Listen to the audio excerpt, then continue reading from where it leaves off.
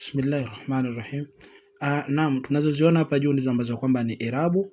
Kuna hii ya kwanza ambayo kwamba tunaiita fatha, kistari ambacho kwamba kiko juu ya hii box. Bi maana siku zote huwa inakuwa juu ya nini? Ya herufi. Naomba tuangalie hiyo peke yake. Kwanza, kupitia zile herufi 28 ambazo kwamba tumezisoma zote hizo, nasoma alif fatha a, b fatha ba, te fatha ta.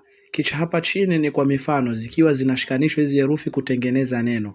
Ndio unaona kama hapa alif fatha a, mim fatha ma, a ma, re fatha ra, a mara, b fatha ba, lam fatha la, bala, ghain fatha gha, balagha, the fatha tha, mim fatha ma, thama, re fatha ra, thamara, jim fatha ja, mim fatha ma, jama, ain fatha a, jamaa.